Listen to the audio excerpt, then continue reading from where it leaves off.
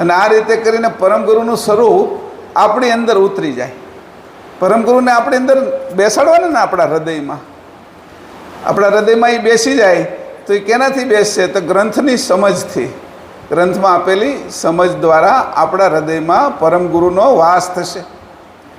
હવે આ હૃદય કેવું છે? તે કે આ હૃદય શરીરનું નથી, અંશનું હૃદય છે. 26 રકમ આપણા વિત્તની અંદર, બુંદની અંદર જાય છે. 64 વર્ષની હાનિ થાય છે આ બુંદની અંદર જે રકમ જાય છે. એટલે અંશ નિર્માલ્ય થઈ જાય છે, ધનહીન થઈ જાય છે, એની આગળ સંપત્તિ રહેતી નથી. જે સંપત્તિ છે એ ખર્ચાઈ જાય, એ જે ખર્ચો થઈ જાય એટલે કે ખાલી થઈ જાય. એને કીધું જે ખર્ચ તો પોતાનો સંપત્તિ ખર્ચ નથી કરતો એના ખીચામાં સંપત્તિ રહે છે અને નવી સંપત્તિ પણ આવે છે. જે ખર્ચી નાખે છે એને પોતાની ખીચાની અંદર ખીચા પણ ખાલી થઈ જાય છે. આમ પણ જે રાજા આગળ છે એ સૈન્ય જ ન હોય, લડવાવાળા યોદ્ધા જ ન હોય, હાથી ઘોડા જ ન હોય, હથિયાર હોય જ નહીં, તો એ લડી કેમ શકે? કે એમ આ સંસારની અંદર જે આપણે લડવાનું છે કે સંસારની બહાર જવાનું છે, એના માટે જે આપણે મહેનત કરવાની છે, એક પ્રકારની યોદ્ધાની જેમ આપણે સુરવીરતા ધારણ કરવાની છે, એ તો આપણે અગર હથિયાર જોઈ તો એની વાત ગણતરીપૂર્વક કરતા હતા આપણે. અહીંયા કીધું માયા અને કાળ એ બેયની વચ્ચે આપણે રહીને અંશે આ વસ્તુ જે પોતાની અંદર છે સમૃદ્ધિ, એ કૂપણ મનુષ્ય, કંજૂસ માણસની જેમ સાચી રાખવાની છે. એમ આ વિત્ત છે એ વિત્તની અંદર જ આખી રમત મૂકી દીધી છે. પરમગુરુએ કીધું આ અંકુરની મારી કળા આજ સુધીમાં કોઈ જાણી શક્યું નથી. બ્રહ્મા, વિષ્ણુ, શંકર એ અંકુરની અંદર ઉત્પન્ન થાય. આદ્યશક્તિ નિરંજન એ અંકુરમાં ઉત્પન્ન થાય. 10 અવતારો થાય, મચ્છ, કચ્છ, વરા, નૃસિંહ, વામન, પરશુરામ, રામ, કૃષ્ણ, બુદ્ધ, કલ્કી. આ કૃષ્ણ, રામ, બુદ્ધ, કલ્કી, મહાવીર, આ સંસારમાં જે આવે એ મારા અંકુર દ્વારા ઉત્પન્ન થાય. કોઈ સીધો આવી ન શકે એવી રકમ મેં અંકુરમાં ભરી. અંકુરને કેવું બનાવવું, કેવી કળા કરી, અને અંકુરની નિશાની પરમગુરુએ આપી દીધી કે જ્યાં રોજ ભાલ તિલક કરજે. કે તને અંકુરને એક પણ દિવસ ભૂલાય નહીં, તું અંકુર એ જ છો. તું અંકુરમાંથી, શુક્રાણુ રામના અંકુરમાંથી જ ઉત્પન્ન થયો છો.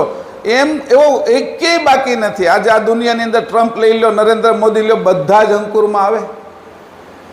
મુખ્યમંત્રી હોય, સાધુ સંતો હોય, સિદ્ધો હોય, મહંતો હોય, બધા જ અંકુરમાં આવે. અંકુરની બહાર એક પણ ન જઈ શકે. કોઈનું અંકુર છે એ સ્થૂળ હોય, આ વૃક્ષોનું એનું અંકુર સ્થૂળ છે તો એ ભૂમિમાં હોય, અને આપણું અંકુર જળમાં હોય.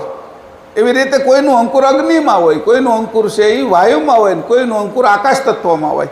પણ અંકુર છે એ તો કર્તાની એક એવી રચના છે કે આ બધા આપણે અંકુર જ બેઠા છીએ. અહીંયા જેટલા બેઠા છીએ એ અંકુરનું રૂપાંતર થઈને અહીંયા બેઠા છીએ.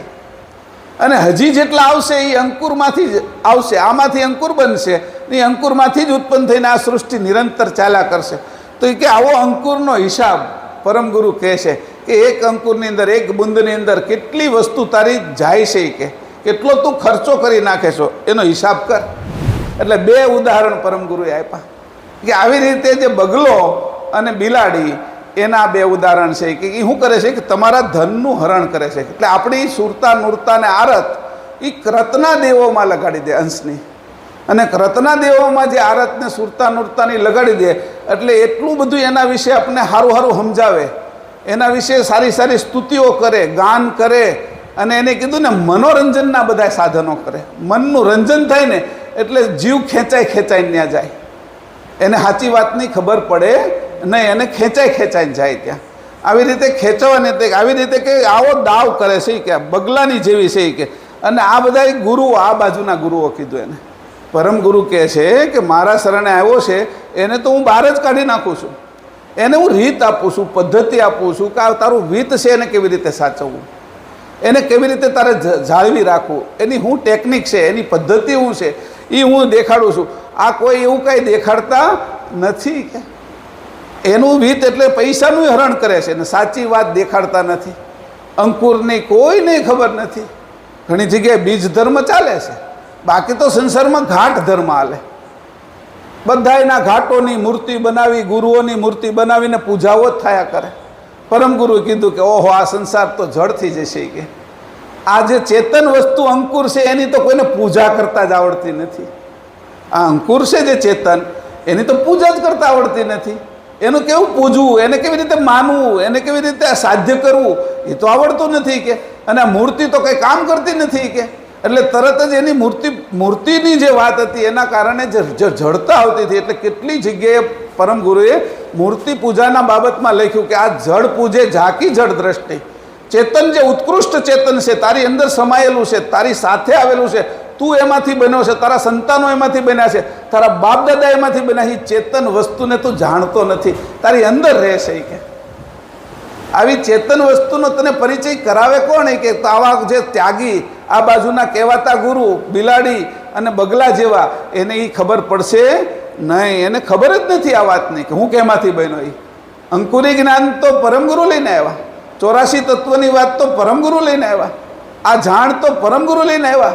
કૈવલ કરતા છે એનો પ્રકાશ બ્રહ્મ છે.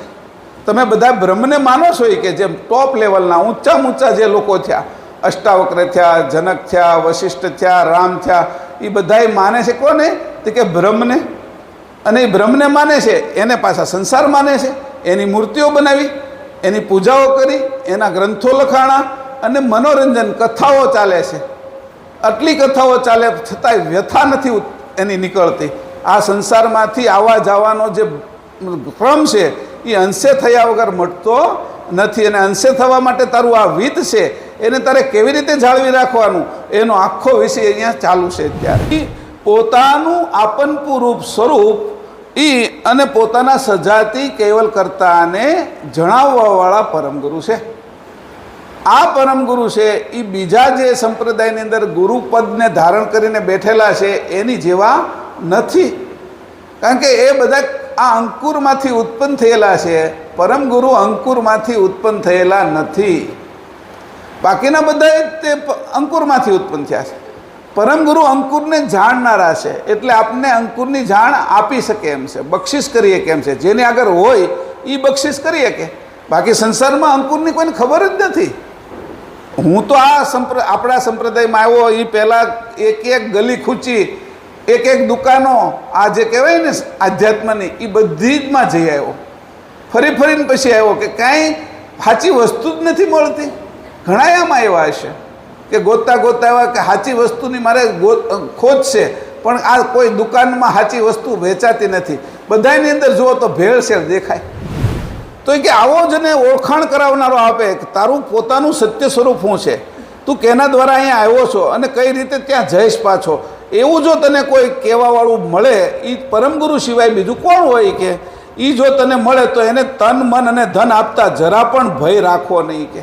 એને તન મન ધન આપી દેવું કે. તો કે એમાં તન શું છે કે. તો કે 6 શરીર તારા, સ્થૂળ, સૂક્ષ્મ, કારણ, મહાકારણ, પરમ કારણ અને પ્રણવ દેહ, એને તારે અર્પણ કરી દેવો. આને કીધું તન. તો કે મન શું છે?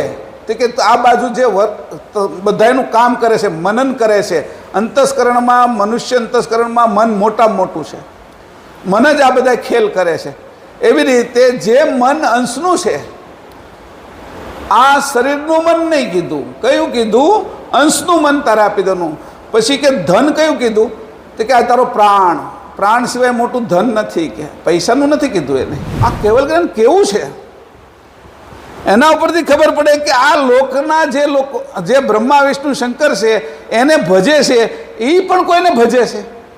એ નિરંજન પુરુષને ભજે. તો નિરંજન પુરુષ તો કે પરમ પ્રકાશ શિખરની અંદર અદ્ભુત આસન લગાડીને એવું કૈવલ કરતાનું ભજન કરી રહ્યા છે.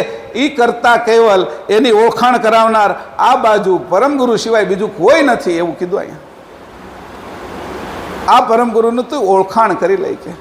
એટલે અહીંયા આપને સમજાવે છે કે આ બધા જ ગુણની અંદર લગાડે છે અને ગુણથી બહાર કાઢે છે. ગુણાતીત કરે છે એ પરમગુરુ છે.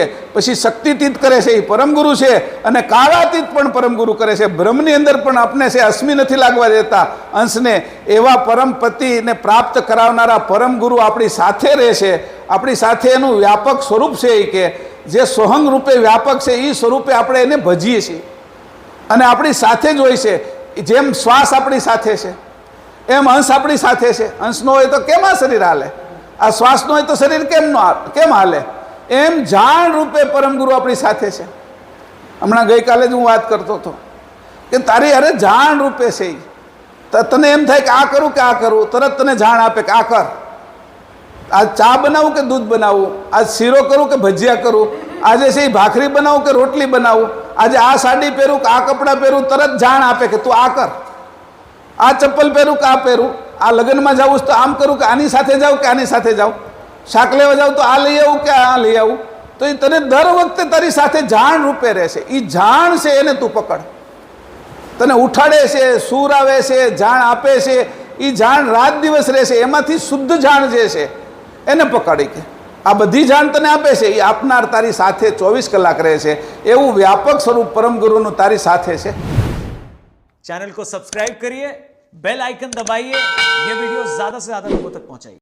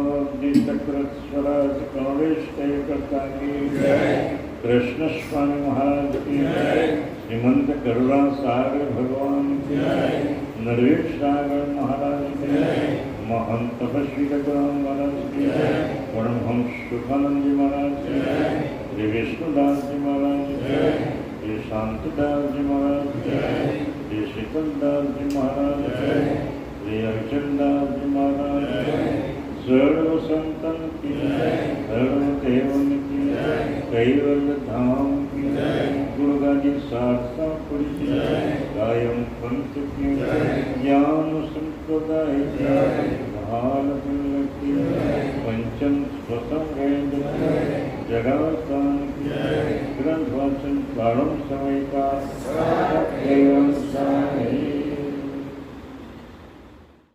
હવે આપણા શ્રાવણ મહિનાનું ગ્રંથ વાંચન છેલ્લા 2 દિવસ આજ અને કાલ છે. બરાબર. શરૂઆતમાં 6 દિવસ હતો હું અને છેલ્લા 2 દિવસ કદાચ મારે રહેવાનું થશે. વચ્ચેનું જે ચાલ્યું જીવણભાઈએ માએ લીધું એટલે અમે ત્યાં હું બહાર હતો અને બીજા લોકોના જે કંઈ ફોન ઉપર વાત થતી હોય તો બધાને બહુ સરસ રીતે સમજ પડતી હતી એવું લાગ્યું. અને માં તો ઓલા શિક્ષકની જેમ બેસી ગયા હતા એટલે તો બધું બરાબર શીખવું પડે, વિદ્યાર્થીને પાકા કરવાના કે એટલે ગ્રંથ વાંચતા વાંચતા તે ગ્રંથ છે એ આપણી અંદર ઉતારી દીધો. જેમ કોઈ પણ વસ્તુ છે એ ખાઈ અને પચાવી લઈએ એવી રીતે ગ્રંથને પાચન કર્યું. આપણે ગ્રંથ વાંચન ન કર્યું, ગ્રંથનું પાચન કરી લીધું એટલે અંદર પચાવી દીધું. હવે શરીરમાં ઉતરી ગયો અને આ રીતે કરીને પરમગુરુનું સ્વરૂપ આપણી અંદર ઉતરી જાય. પરમગુરુને આપણી અંદર બેસાડવાના ને આપણા હૃદયમાં એ બેસી જાય તો એ કેનાથી બેસશે? તો ગ્રંથની સમજથી, ગ્રંથમાં આપેલી સમજ દ્વારા આપણા હૃદયમાં પરમગુરુનો વાસ થશે. હવે આ હૃદય કેવું છે? તો કે આ હૃદય શરીરનું નથી, અંશનું હૃદય છે. આ અંશની અંદર પરમ ગુરુનો વાસ થઈ શકે. શરીરના હૃદયની અંદર પરમ ગુરુનો વાસ ન થાય, એમાં તત્વનો વાસ થાય. આપણું હૃદય છે એની અંદર કોણ રહે તો કે શંકર પાર્વતી, નાભીમાં કોણ રહે તો વિષ્ણુ લક્ષ્મી. પણ પરમ ગુરુ ક્યાં રહે? શરીરના હૃદયની અંદર શંકર પાર્વતી રહે. તો કે પરમ ગુરુને ક્યાં રહેવાનું? તો કે અંશના હૃદયમાં. એટલે એ તમને બધાને એવી રીતે પીવરાવ્યું. જીવણભાઈએ વાંચ્યું હતું એ હું ત્યાંય જોતો હતો, પછી માએ વાંચન કર્યું ને તમને સમજાવ્યું. તો કે જેમ નાના છોકરાને દવા પીવરાવી દે એવી રીતે ધીરેકથી પીવરાવી દીધી દવા. એટલે આપણે આ શ્રાવણ મહિનાની અંદર જે પાન કર્યું, અને પાન કહીએ ને, ગ્રંથનું પાન. હવે પેલું જે કાંઈ મોઢેથી ખાવાનું હોય તો આ બધું કાનેથી ખાવાનું હોય. પછી પેલું પેટમાં પચાવવાનું હોય, આ આપણા મગજમાં પચાવવાનું હોય. પાચન જુદી જુદી રીતે થાય. જે મગજની અંદર પચાવવાનું છે એ કૈવલધામ સુધી જાય, અને પેટમાં પચાવવાનું છે એ આ શરીરમાં 70, 80, 100 વર્ષ આપણે જીવી ત્યાં સુધી એ સાથે રહે. આ તો આપણે પરમ ગુરુને પચાવવાના ને, આપણી અંદર એને ઉતારવાના. તો આપણી અંદર અહંકાર હોય, છળ કપટ હોય, આ બાજુ સંસારિક માયા હોય બધી, તો એની અંદર પરમ ગુરુ રહે નહીં. પરમ ગુરુ ચોખ્ખા સ્થાનમાં રહે. એટલે હંસનું હૃદય છે ને એ ચોખ્ખું પહેલાં કરી નાખવાનું. અને કઈ રીતે ચોખ્ખું કરવાનું તો એની આ બધી રીત બતાવી. અને એમાં એ નરવેદ છે એ ચાલ્યા ગયા છે. એને પોતે પોતાનું હૃદય જે પરમ વિશેષંશ હતા એમાંથી વિશેષંશ થઈ ગયા. એટલે વિશેષંશના કારણે જે શુદ્ધિ ભૂલાઈ ગઈ, જે અજ્ઞાન વ્યાપ્ત થઈ ગયું કે હું કોણ છું, મને કોની બનાવ્યો છે, મારા કરતાં કોણ છે, એ અજ્ઞાન રૂપી જે કાદવ કીચડ અંદર ભરાયેલો હતો એ દૂર કરવા માટે, એટલે એ બધું ચોખ્ખું કરવા માટે આ નિર્મળ વૈરાગ્ય લીધો નરવેદે. તો એ વાત અત્યારે આપણી ચાલુ છે. અને મને લાગે છે કાલે આપણે 65 ચોપાઈ સુધી કર્યું છે. આ અંગની 6થા અંગની 71 ચોપાઈ છે, બરાબર ને? 66 સુધી કર્યું. હા, એટલે આપણે છે એ 65થી વાંચીએ અને પછી 66ને લઈ લઈશું. એકવાર 65 છે એને આપણે ગાઈ લઈએ. રાગ ગાયનો જે શરૂ છે એ કરવાનો છે. હા જીવણભાઈ. 65 અનુરાગીત.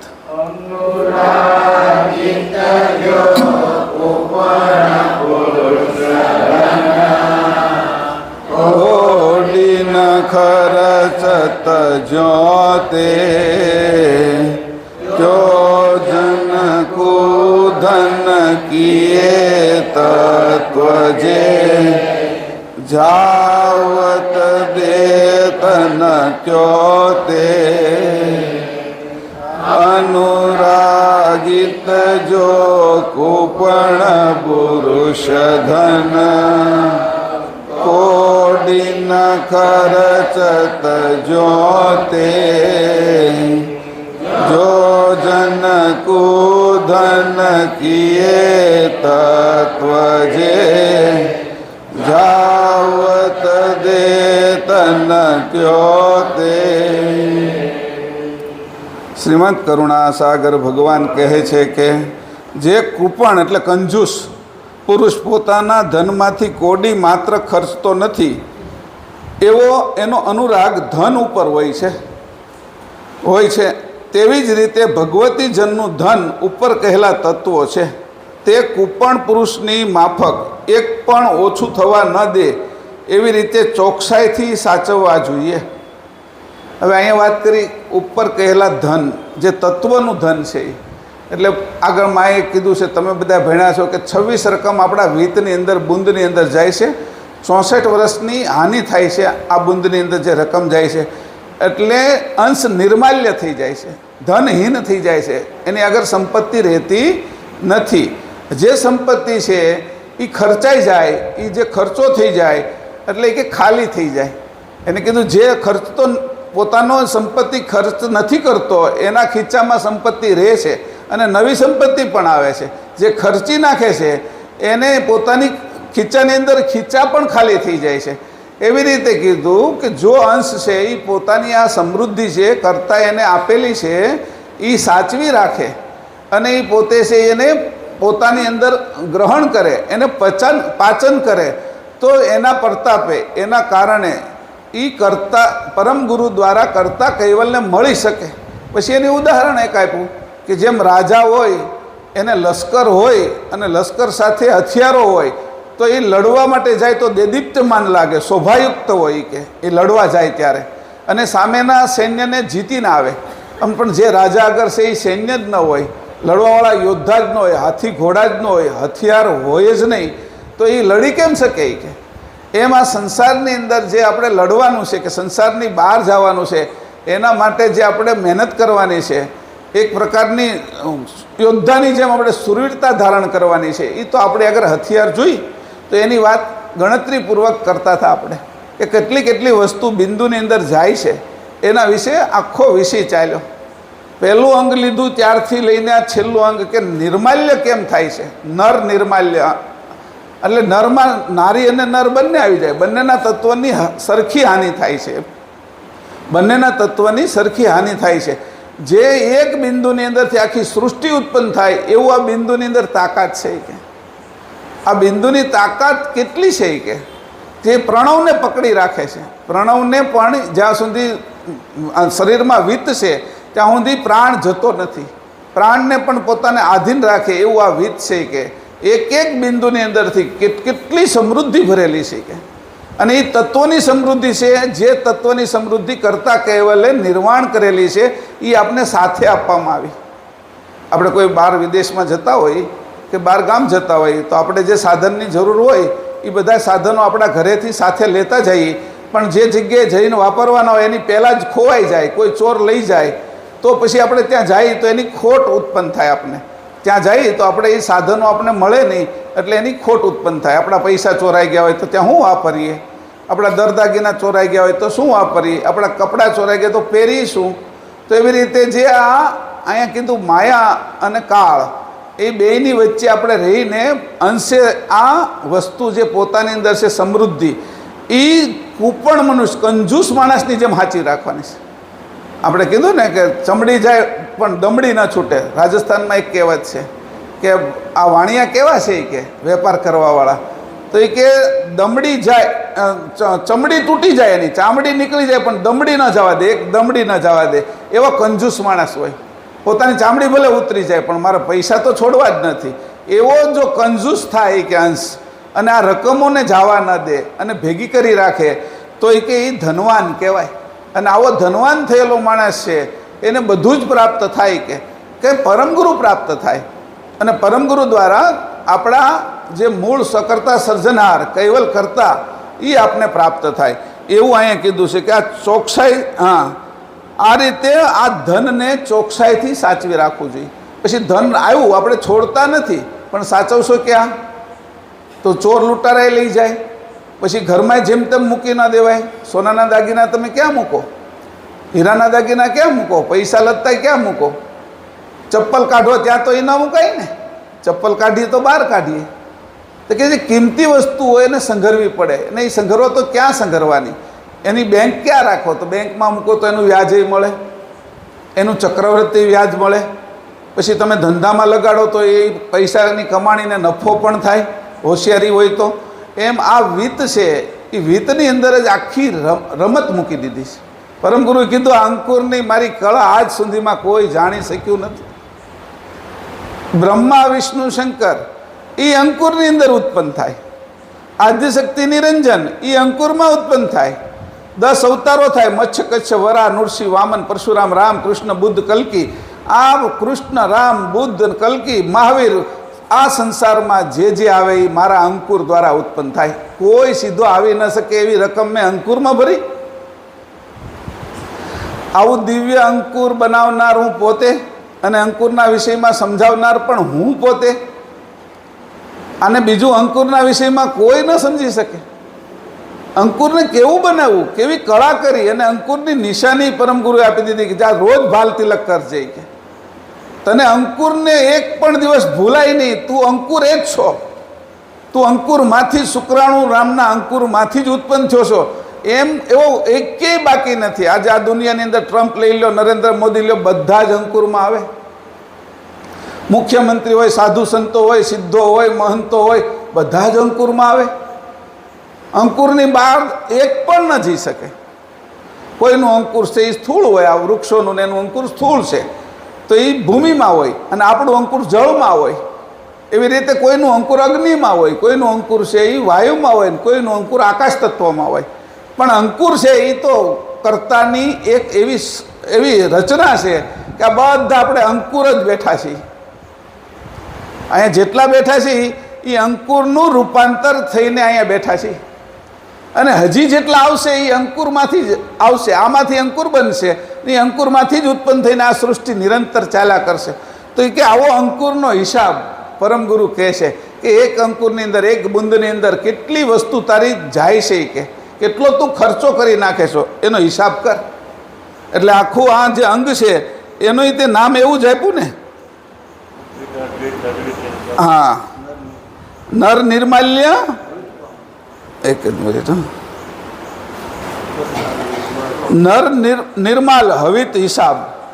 નર નિર્માલ, જો આ માલ હંગરી રાખો તો માલદાર, અને નિર્માલ એટલે આ માલ વયો ગયો તમારી આગળથી તો એ કે નિર્બળ એટલે ગરીબ. એવું કીધું. આ હવિત હિસાબ, એનો હું તમને હિસાબ કરાવું છું. આ હિસાબ અત્યાર સુધી ચાલ્યો, અને આ હિસાબ કેટલો હાલ્યો એ તો તમને ખબર જ છે દરેક વાતની અંદર. અને કોનો હાલ્યો? એ કે આપણો બધાનો. આમાં કોઈ બીજાનો નથી છે, આમાં પોતાનો છે. જે રીતે પુરુષની અંદર શુક્રાણુ હોય છે તો સ્ત્રીની અંદર અંડાણુ હોય છે, એ એનું અંકુર છે. અને આ અંકુરનું જ આ બધું બન્યું છે. જેમ ફૂલની અંદર, એક ફૂલની અંદર સ્ત્રી કેસર હોય છે, બીજા ફૂલમાં પું કેસર હોય છે, એ બંને ભેગા થાય છે ત્યારે જ નવું ફૂલ ઉગે છે, નવો છોડ ઉત્પન્ન થાય છે. આ આખી ગતિ ઉત્પન્ન કરી. આમાં સૂર્ય બને, આમાં ચંદ્રય બને, આમાં પૃથ્વી બને. એના એવા અંકુરો હોય, અંકુરો એવા હોય.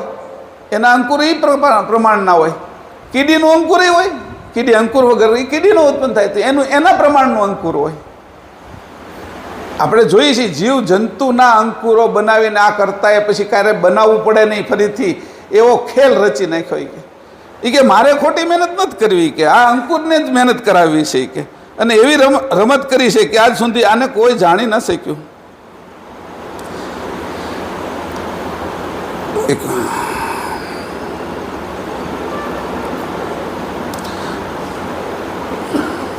તો કીધું અનુરાગિત, તારે આના ઉપર અનુરાગિત જો કૂપણ મનુષ્ય. અનુરાગ, એટલો બધો રાગ કર. તને સંસારમાં રાગ થઈ જાય છે, પતિ પત્નીમાં થઈ જાય, દીકરામાં રાગ થઈ જાય, સોનામાં રાગ થઈ જાય છે, હીરા માણેકને તું હાચવી રાખે છો, પણ જે વસ્તુ હાચવવાની છે એ તો ગુમાવી દેશ. એટલે અમારા કાઠિયાવાડમાં કહેવત છે એ કે ખાળે દાટા દરવાજા ઉઘાડા. એ કે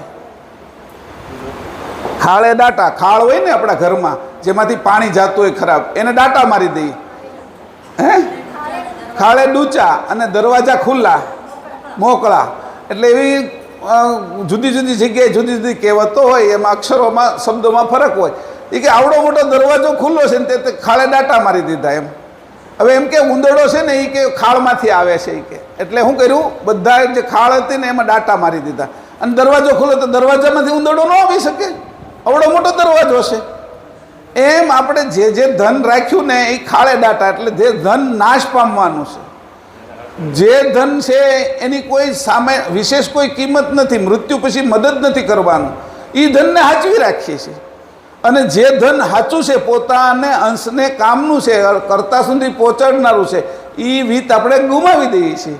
તો આ બે વસ્તુ કીધું કે અનુરાગી, તારે એનો અનુરાગ કરવો પડશે, એનો મોહ કરવો પડશે. કે સંસારનો મોહ છોડવા માટે તારે વિતનો મોહ કરવો પડશે. કે તારી અગર સંપત્તિ પુષ્કળ જોશે તો અહીંયા કીધું હવે આવી રીતે કંજૂસ થાય. કે આપને શું કરે છે પરમગુરુ? કંજૂસ બનાવે છે. તું કંજૂસ થાય. કે આપણે બધાને એમ કે ભાઈ તું દાન દે, એમ કહેવા વાળા હોય કોઈ, તો આપણે પરમગુરુ આપણે કહે છે કંજૂસ થાય, કે મૂર્ખ બનમાં. કે સંસારમાં એમ કે તું તારું હોય આપી દે. કે આપી દેવાની વાત કે ન્યા નથી કરવાની. તારે આ વિતને સાચવવા, અને વિતને સાચવવાની જુદી જુદી રીત આપીશ તને. હું એની પદ્ધતિ આપીશ, એની યોજનાઓ, યુક્તિ આપીશ, પ્રયુક્તિ આપીશ, જેનાથી તારું વિત સચવાય, તને તકલીફ ન પડે.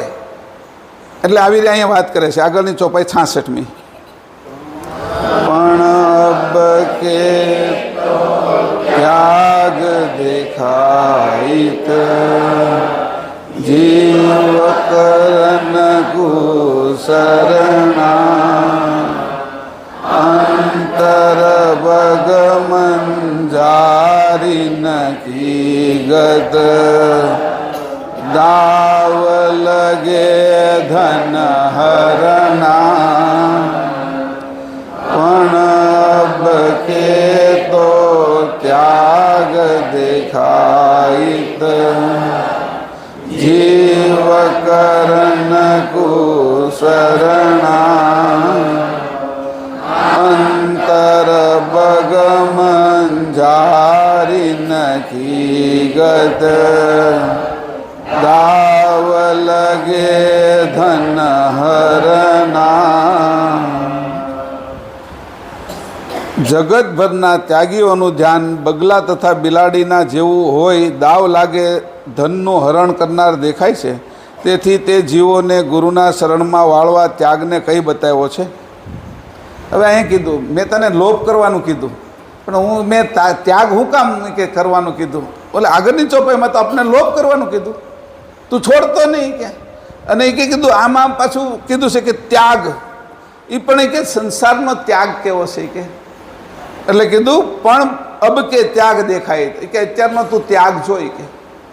એ કેવો ત્યાગ છે કે જીવ કરણ કુશરના, જીવને પોતાના શરણમાં કરવા માટે આ તત્વની રચના એવી કરી છે કે માયા અને કાળ એ એવી રીતે લાગેલા છે કે બાકીના બધા દેવોને પણ કીધું અહીંયા કે અને સંપ્રદાયોને કીધું, અને જે સાધુઓ થયા છે અને જેને સાચી ખબર નથી પડતી મારા કર્તા કોણ છે એને સમજી નથી શકતા અને કર્તના કર્તાને માને છે. કર્તમાં ઉત્પન્ન થયેલા વિશેષ ઐશ્વર્ય ધારણ કરેલા, તત્વને ધારણ કરેલા, તત્વને સાધેલા જે સાધુઓ છે, સંતો છે અને દેવો છે એને માને છે એ કે.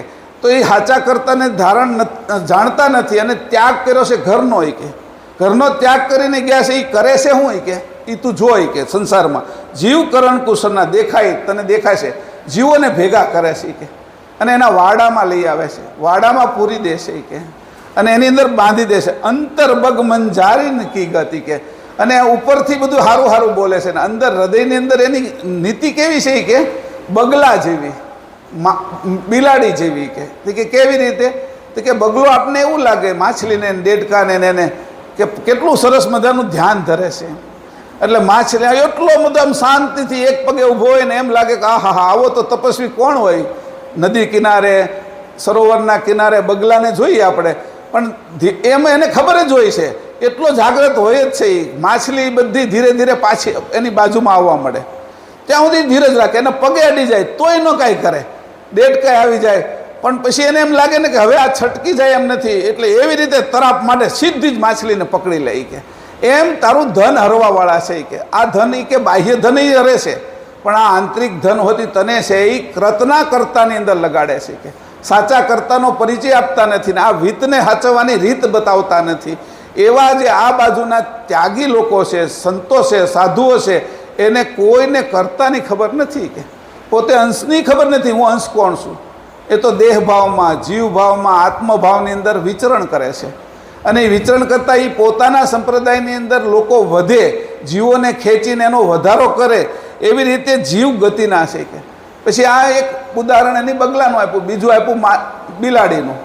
બિલાડી કેવી છે એ કે એનું ધ્યાન છે એ ગમે એટલું તમે એની સેવા કરો ને પણ એનું ધ્યાન તો ઉંદરડા ઉપર જ હોય કે. એટલે એક આ ઘણા લોકો હતા ને એને એમ લાગ્યું કે ભાઈ બિલાડી છે ને એને મારે છે ને એ સંત બનાવી છે. એટલે એક બે ત્રણ એક કુટુંબે એને પાળી રોજ સરસ મજાની નવરાવે, ધોરાવે, કપડાં પહેરાવે હારા હારા, પછી એક બાજોટ નાખી દીધો, પાટલો, અને એને સુશોભિત કર્યો, એને ફૂલ મૂક્યા, એના ઉપર બિલાડીને પાછી બેસાડે, સામે અનેક પ્રકારના એને વ્યંજનો ધરે, એને છે દૂધ આપે, આ તે બધું જે જરૂર હોય, અને પછી પાછી આરતી ઉતારે, પૂજા કરે. રોજ આવું કામ શરૂ કરી દીધું કે હવે તમારો કે બિલાડી છે એ સંત થઈ જવાની છે કે આ અમારા ભગવાન છે એમ બિલાડીની પૂજા કરવા માંડ્યા. એમાં પૂજા કરતાં કરતાં એક દિવસ એવું છું, ઉંદરડો નીકળ્યો ને એટલે બિલાડીએ જોરથી તરાપ મારી, એ સંતપણું એને ગુમાવી દીધું. સમજાણું? એ કે સંત આપણે જે માનતા હતા સંત, અને રોજ પૂજા કરતા હતા, પણ ઉંદરડો જ્યાં સુધી ન દેખાય ને ત્યાં સુધી જ એનું સંતપણું રહે. ઉંદરડો દેખાય એટલે સંતપણું ગુમાવ્યો, દોડીને બાકી દૂધ મૂકી દીધું, ફળ ફૂલે મૂકી દીધા, હાર બાર રીતે ક્યાં ઉડી ગયા ખબર ન, પણ એની નજર ઉંદરડા ઉપર હતી.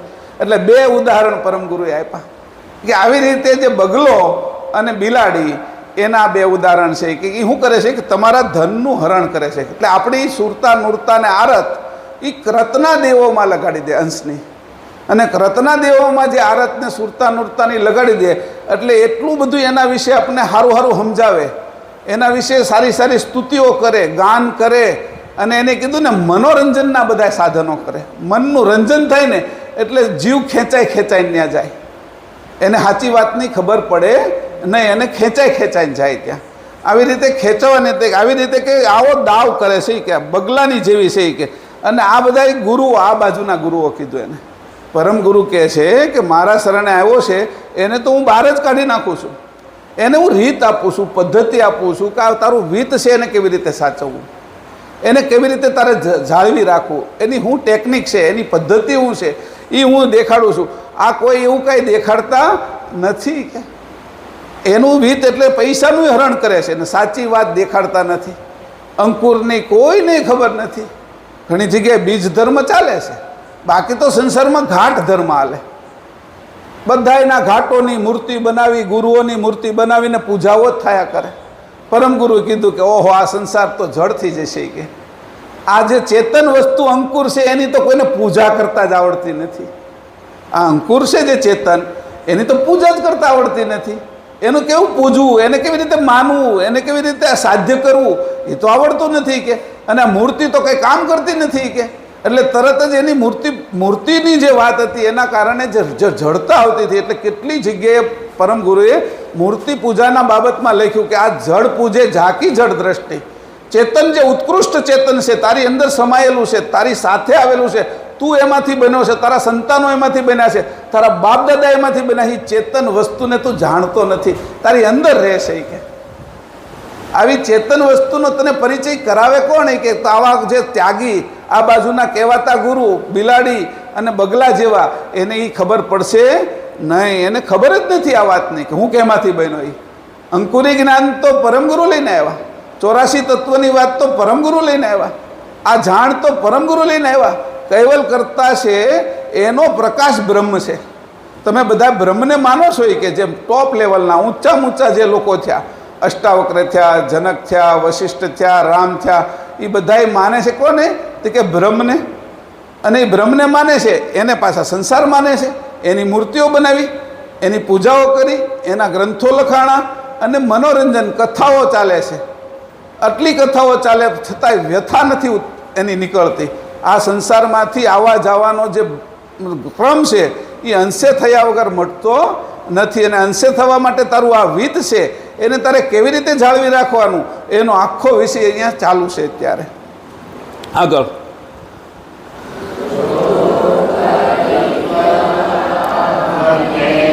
પતિ પરમિત ન્યાવ સહિત નરણાવે પુનિ દેખાવત આપનું આપ નિજ જીનું સજાત જનાવે જો કદપી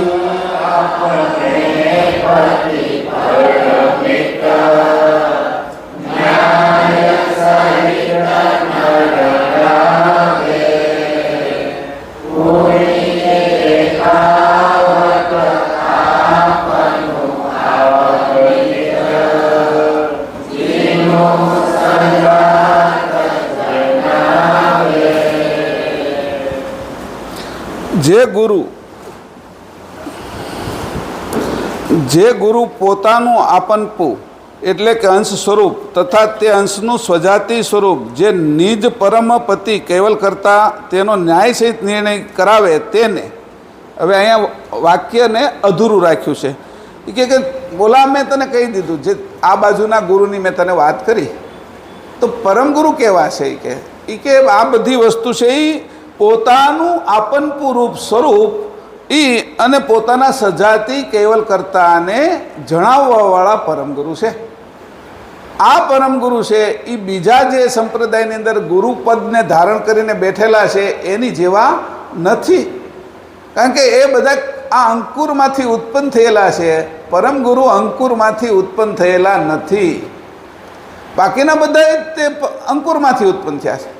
પરમગુરુ અંકુરને જાણનારા છે, એટલે આપને અંકુરની જાણ આપી શકે એમ છે, બક્ષિસ કરીએ કેમ છે. જેને આગળ હોય એ બક્ષિસ કરીએ કે.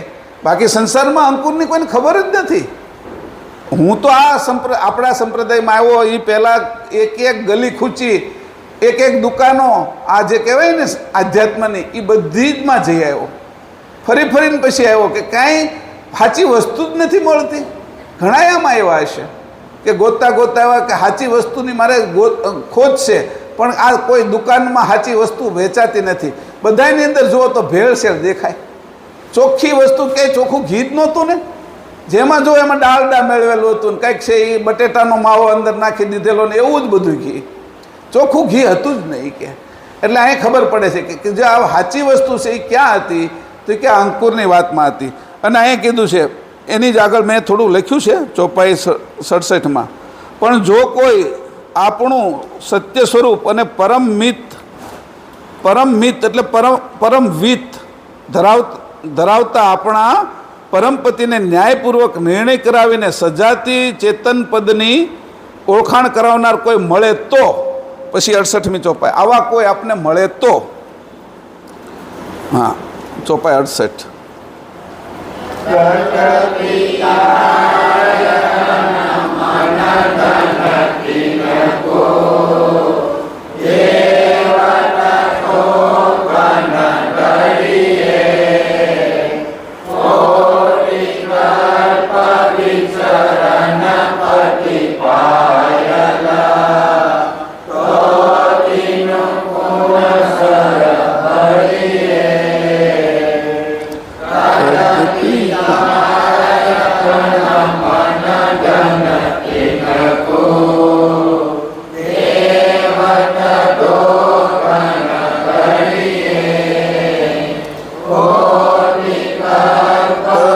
ચરણપતિ પાયલ તો તીનું કુન સરભરીએ.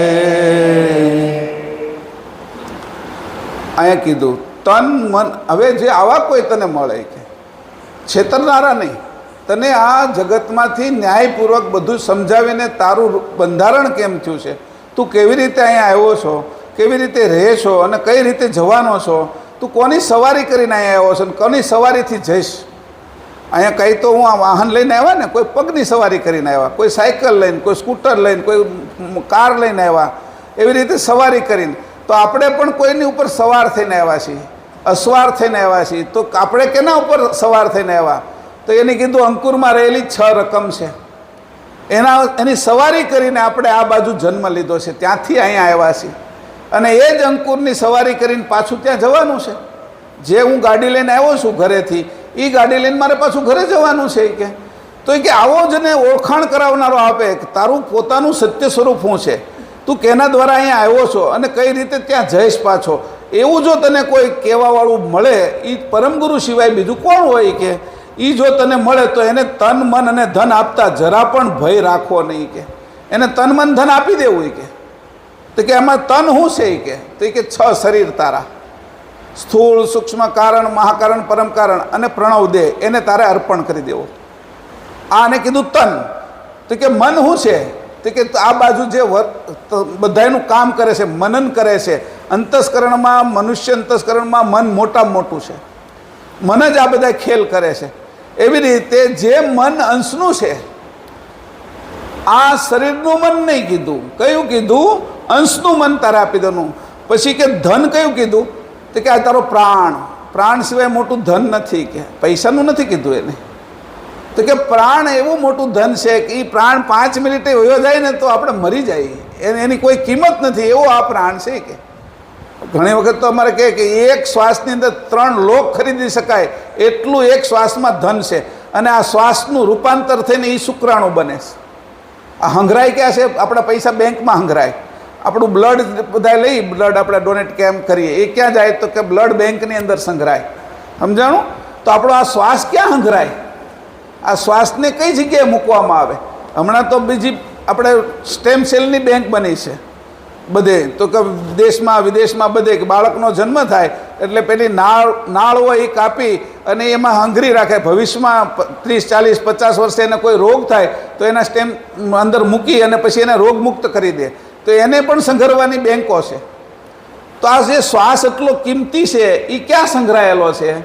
તો અહીં કીધું 64 આંગળ પ્રાણની હાનિ થાય છે કે એ વિત્તમાં સંગ્રહાયેલો છે. આ જે શ્વાસ હું લઉં છું એનું ધીરે ધીરે ધીરે કરતું વિત્ત તૈયાર થઈ જાય છે. જેમ ગાય ઘાસ ખાય છે એ ધીરે ધીરે ધીરે કરતું એનું દૂધ થાય, દૂધની અંદરથી ઘી થાય, એવી રીતે આપણા શરીરની અંદર જે મારો શ્વાસ જાય છે એ લોહીની અંદર ભળે છે અને લોહીના દ્વારા ભળી અને એ સંગ્રહાય છે ક્યાં? તો કે એ અંકુરમાં આપણી અંદર ભરેલું જે વિત્ત છે એની અંદર આ સંગ્રહાય છે પ્રાણ. જેટલું વિત્ત વધારે હોય છે આપણી અંદર સંગ્રહી રાખીએ છીએ એટલો પ્રાણ મજબૂત હોય છે, અને પ્રાણ જેટલો મજબૂત હોય છે એટલી આત્મશક્તિ આપણી જે આ બાજુ રહેવાની, આપણે જે બધા ઉપર રાજ્ય કરવાની અથવા આપણે જે કંઈ પ્રાપ્ત કરવું છે એવી સંકલ્પ શક્તિ દ્રઢ થાય છે એમાં.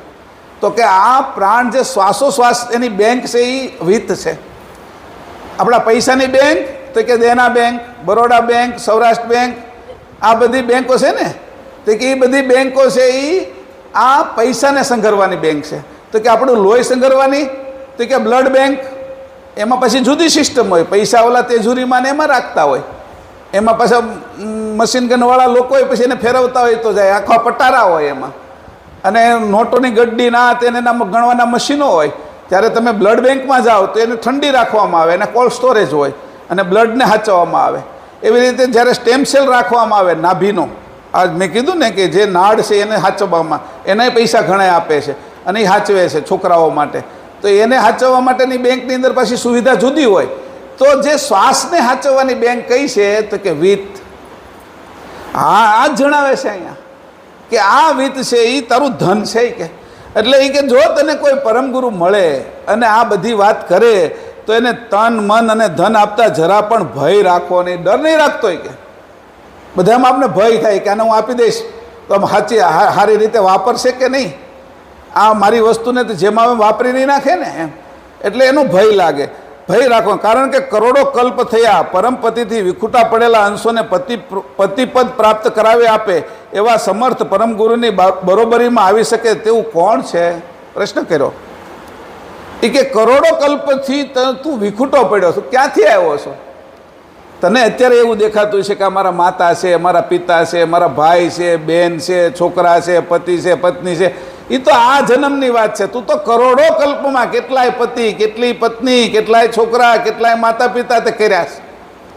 આ નિરંતર તારી ગતિ થઈ છે અને એમાંથી તને કોણ છોડાવીએ કઈ કે પરમ ગુરુ સિવાય આમાંથી તને કોણ બાદ કરાવે? કરોડો કલ્પથી વિખૂટા પડેલા અંશને પતિપદ પ્રાપ્ત કરાવે. તારા હાચા કરતા કોણ છે? ત્યાં સુધી લઈ જાય એવા જો તને મળે, એની બરોબરી કરી શકે એવા, તો પરમ ગુરુની બરોબરી કરી શકે એવા સંસારમાં કોણ ગુરુ છે? એવું કીધું. તો આપણે તો પરમ ગુરુના આશ્રયમાં છીએ, એના શરણમાં છીએ.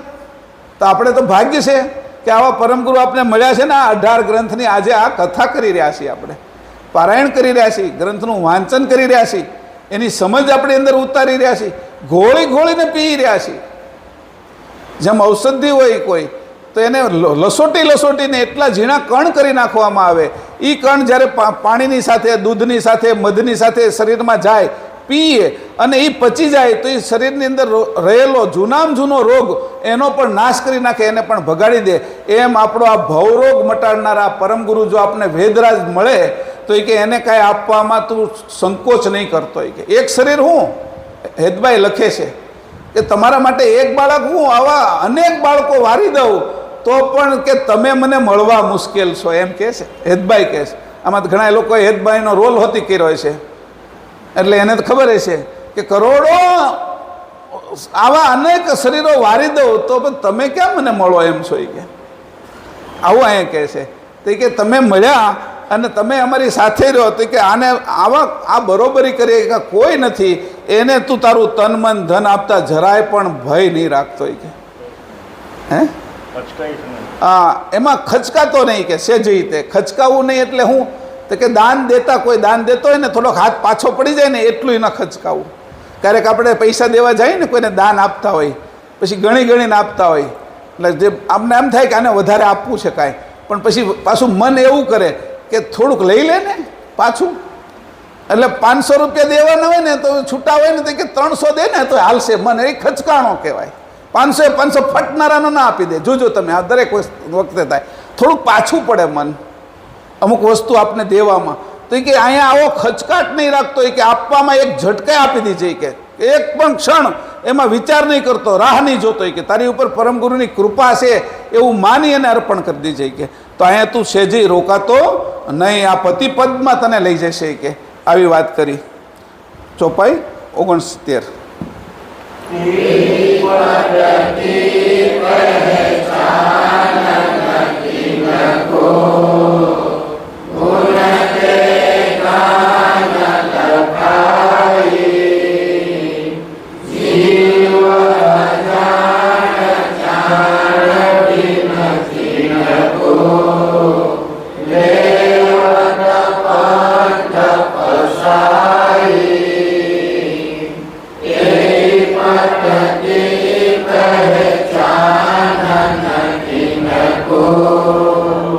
ગુણ કે જ્ઞાન લખાઈ જીવ અજાણ જાણ બિનુ જીनको લેવત પાંથ ફસાઈ.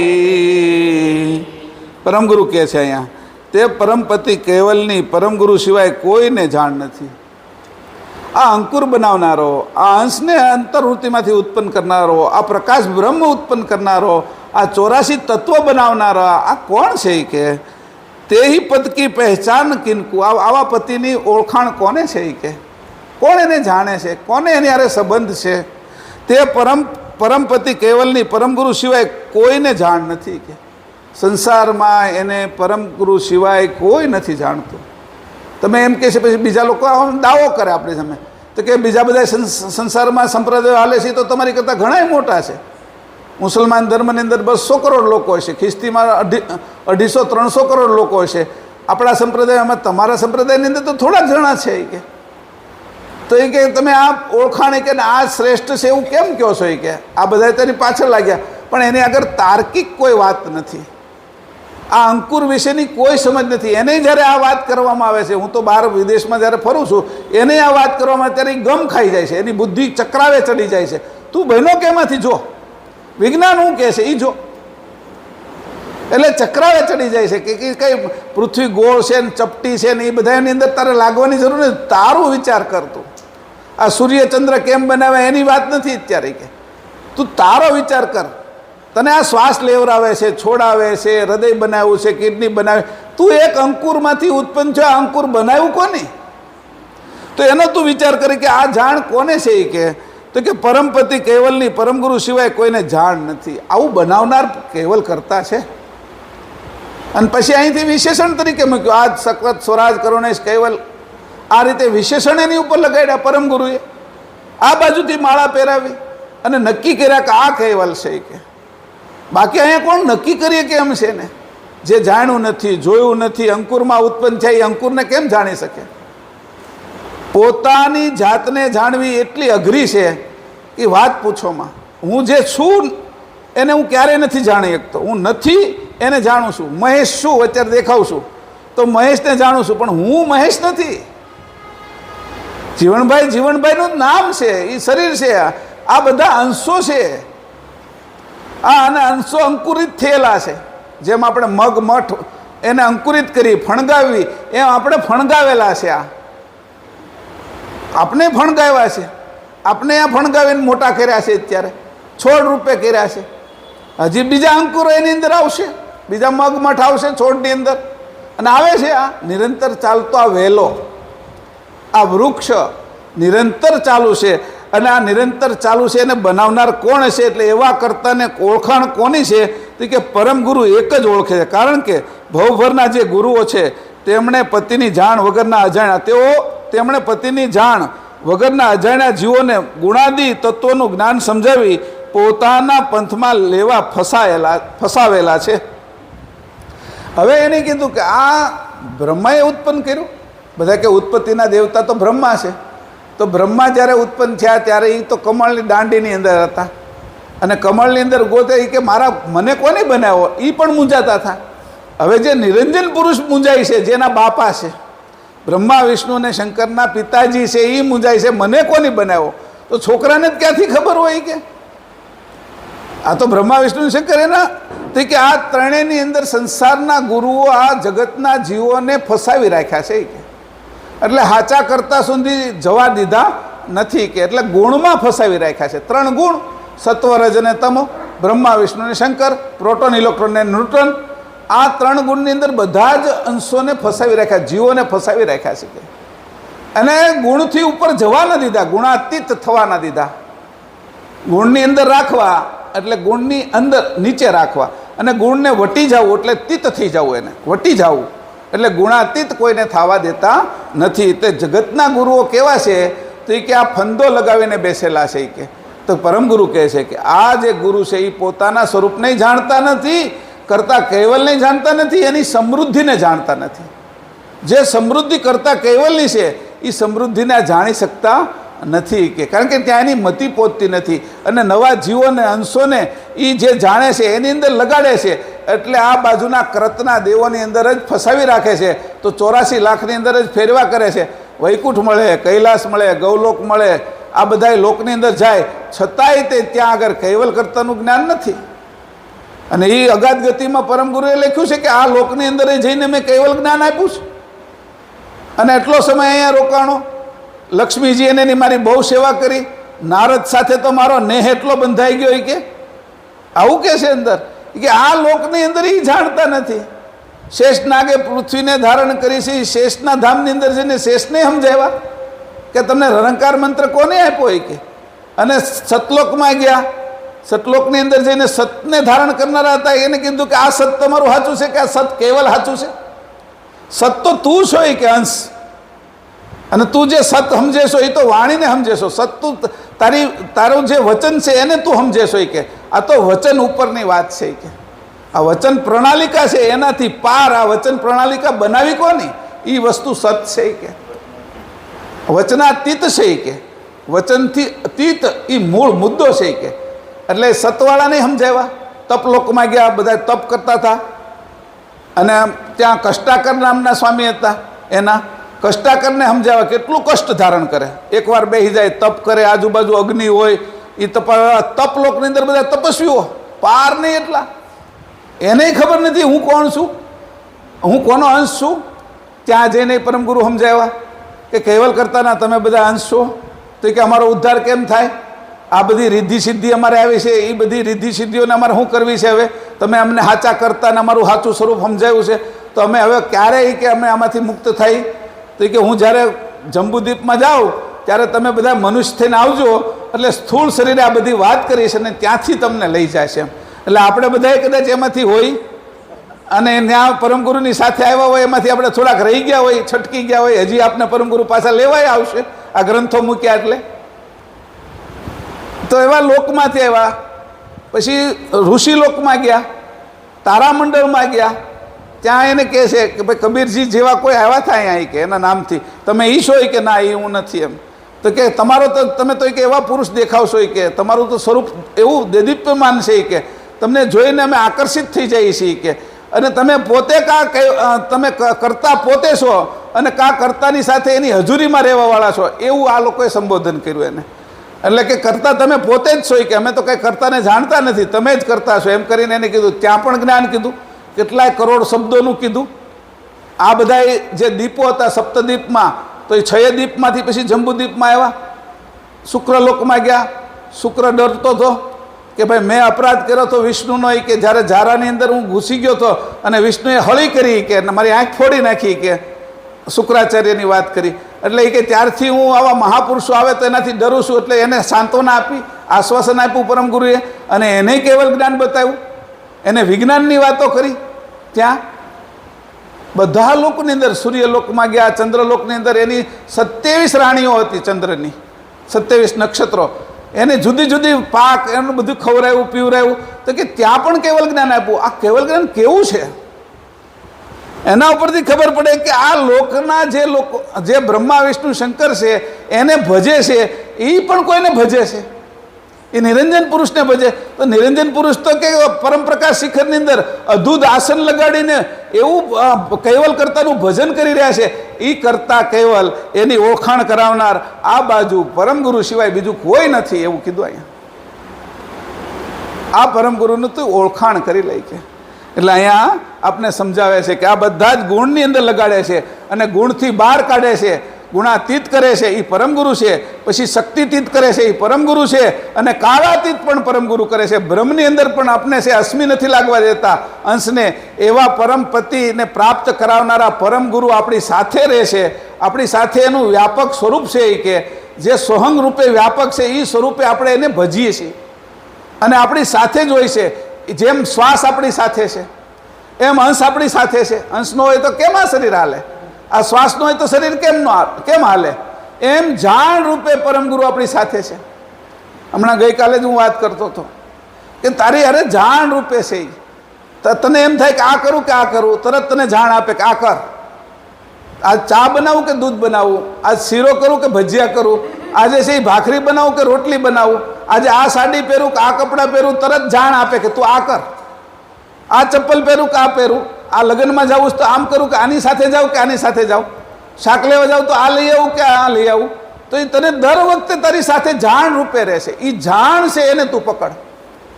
તને ઉઠાડે છે, સૂર આવે છે, જાણ આપે છે. એ જાણ રાત દિવસ રહેશે. એમાંથી શુદ્ધ જાણ જે છે એને પકડી કે આ બધી જાણ તને આપે છે. એ આપનાર તારી સાથે 24 કલાક રહે છે. એવું વ્યાપક સ્વરૂપ પરમગુરુનું તારી સાથે છે. એને તું ઓળખી લે એટલે તને જાણ મળવા મળશે. અને એને તું ઓળખાણ, એની પહેચાન કરી લે કે જાણની પહેચાન કરી લે, એની ઓળખાણ કરી લે. એટલે જાણ જેમ શ્વાસની ઓળખાણ એ સાથે રહેશે. આપણે ગમે ને જઈએ, હૃદય ઘરે મૂકીને તો નથી જતા ને કે આજ મગજ ઘરે મૂકી દેવું છે સાફ કરવા માટે, એમ કપડાં ધોવા માટે નાખી દઈએ. પણ મગજ, આંખ એ બધું કાંઈ મૂકીને ન જાય. એમ શ્વાસ મૂકીને ન જાય, એમ જાણ પણ મૂકીને ન જાય. જાણ પ્રાણ કરતાં પણ સૂક્ષ્મ છે. એ પ્રાણને પણ સજીવન કરે છે. આવી જાણ સ્વરૂપ પરમ ગુરુ આપણી સાથે 24 કલાક રહે છે. એનું ભજન મારે કેમ કરવું, એની સાથે કેમ રહેવું, એની હારે મારે સંબંધ કેમ બાંધવો, એ વિષય પરમ ગુરુ લઈને આવ્યા છે. આપને એ સમજાવે છે. આગળ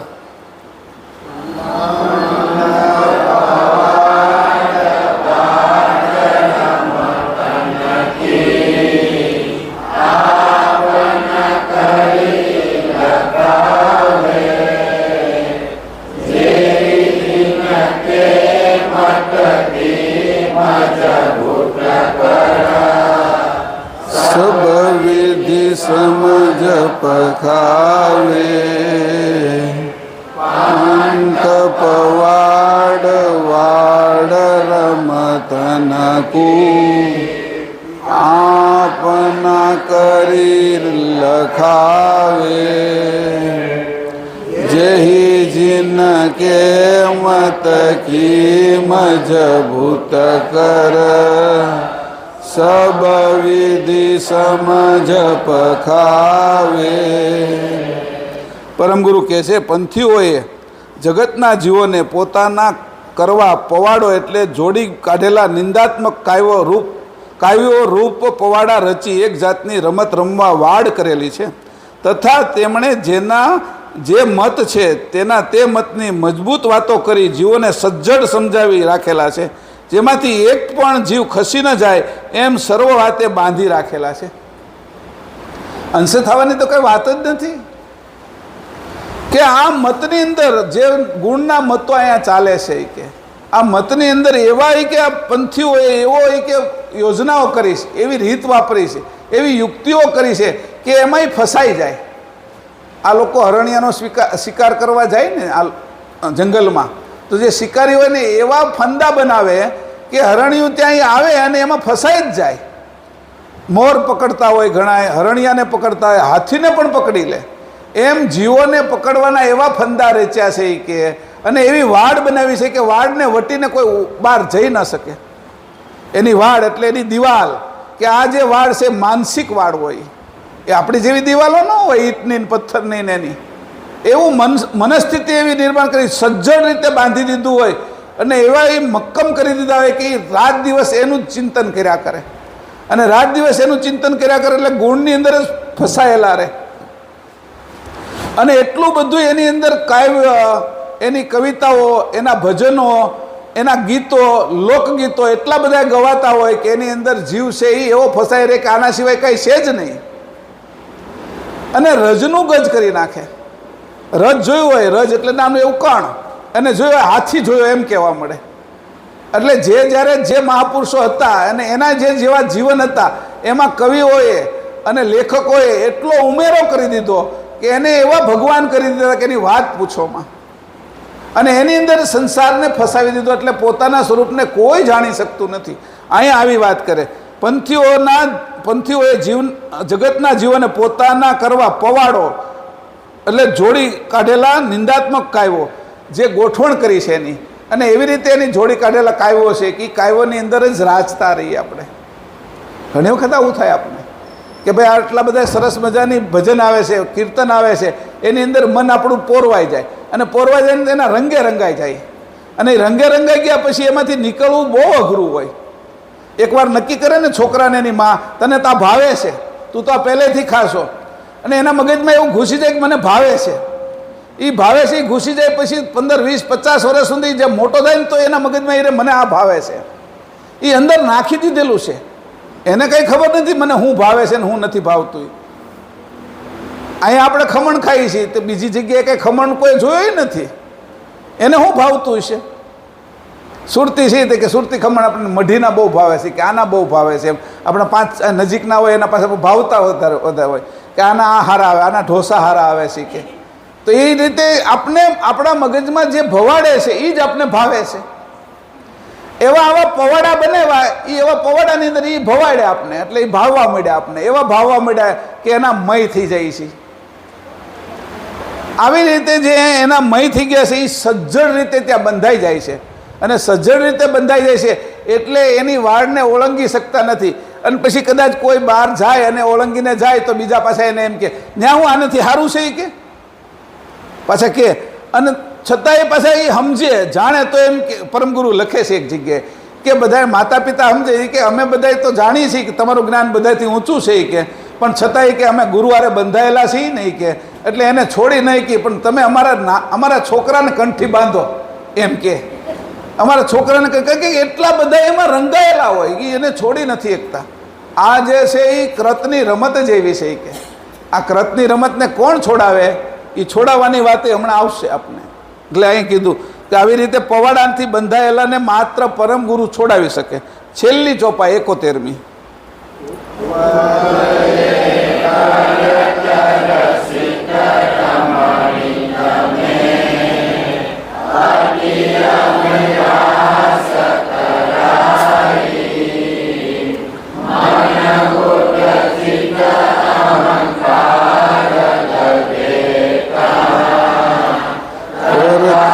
ખોજ કુન કાઈ ઉપલે કરત રસિક રમણીક મેં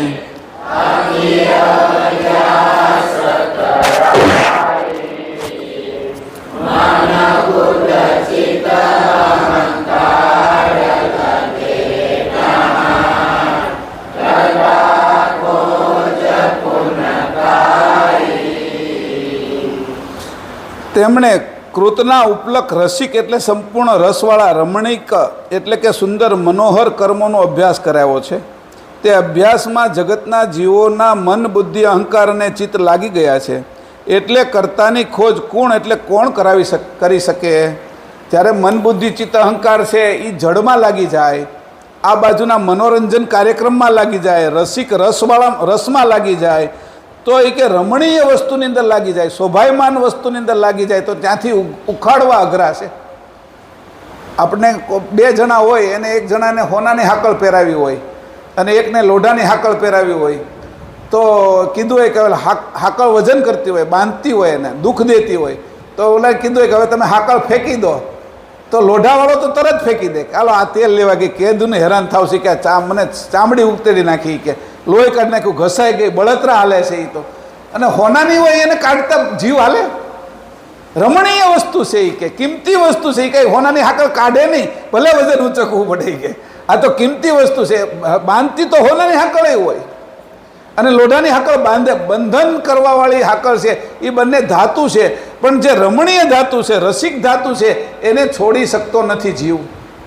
એટલે જે આવી રમણીય વસ્તુની અંદર જે ફસાઈ જાય છે, ઉત્સવોની અંદર, મોજ મસ્તીની અંદર, અનેક પ્રકારની અંદર રમણીય ખેલની અંદર ફસાઈ જાય છે, એ જે ફસાઈ ગયેલા હોય આ પંથની અંદર, એ પંથની અંદર એને કાઢવા મુશ્કેલ છે કે હવે આપણે બધા પંથમાં ફસાણા. અહીંયા વાત આવી છે તો કે આ બધું બાહ્ય પંથની વાત કરી.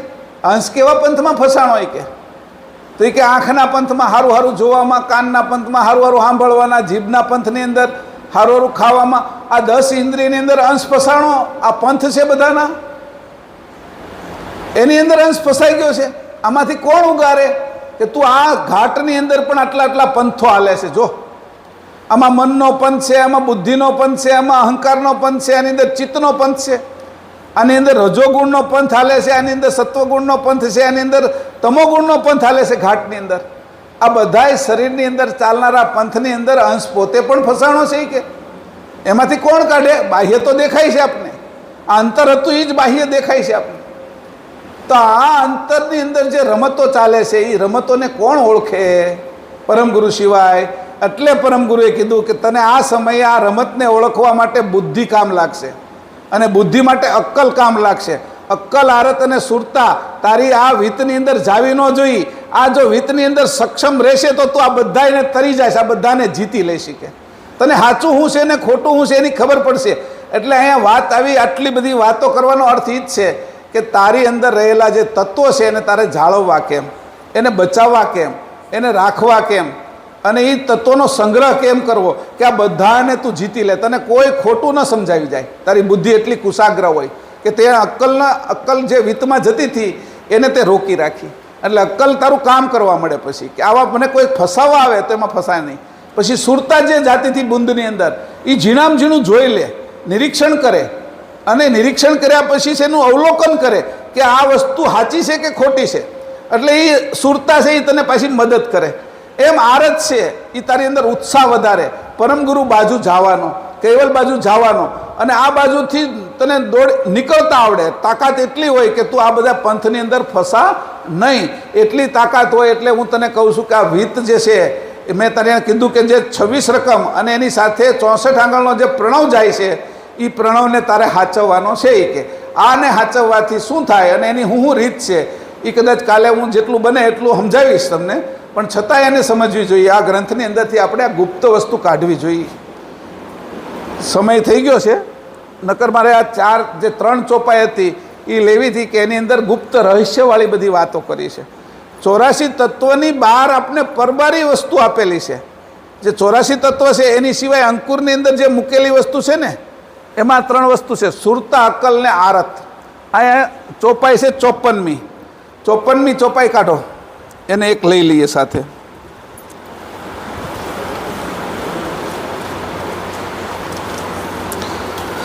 એકવાર ગાઈએ.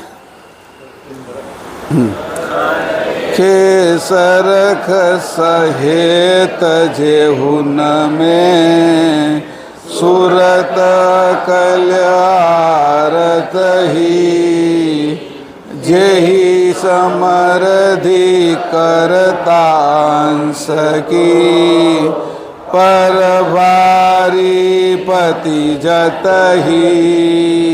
એક જ વાર વાંચવાનું છે. હવે અહીં કીધું કે સરખે સરખ સહેત જેવું મેં, આ બધા સરખા છે, સારા લોકો છે. એ સુરતા, અક્કલ ને આરત એના જે અંકુરમાં, જે આપણા વિતની અંદર, જે બુંદની અંદર આ જે આ રકમ જાય છે, જેહી સમૃદ્ધિ કરતા અંશ કી. આ કોની છે સમૃદ્ધિ? કરતા અંશની. પરભારી પતિ જતી. આ 84 તત્વની અંદર નહીં, તને ડાયરેક્ટ અલગ આપવામાં આવીશ, અંકુરમાં આપવામાં આવીશ. 84 તત્વ તું જોઈ લે. પ્રકાશ બ્રહ્મૃતિના 3 મહાતત્વ, અવિકાસ, વિકાસ અને કુંભસ. સંજંભોગ વૃત્તિના 3 ચક્ષસત્વ, વર્ગજ્ઞાન અનગન કાળ, ઈચ્છાવૃત્તિના 72 તત્વો, નિરંજનથી લઈને ભૂમિ તત્વ સુધી, અને એવી રીતે કરી ક્રિયાવૃત્તિ, સજીવન વૃત્તિ અને અંશ વૃત્તિ.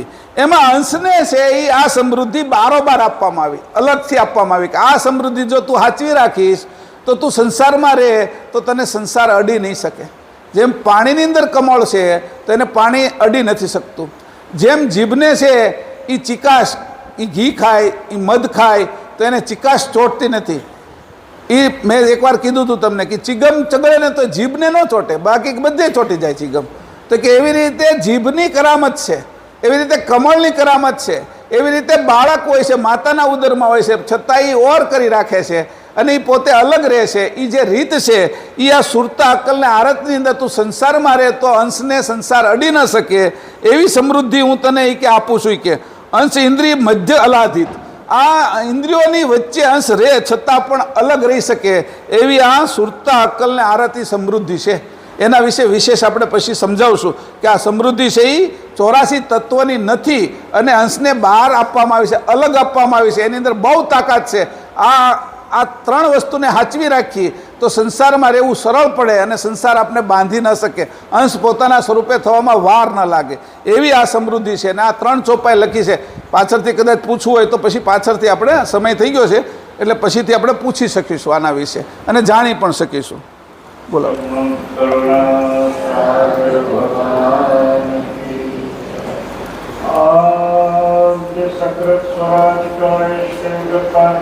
જય જય જય જય જય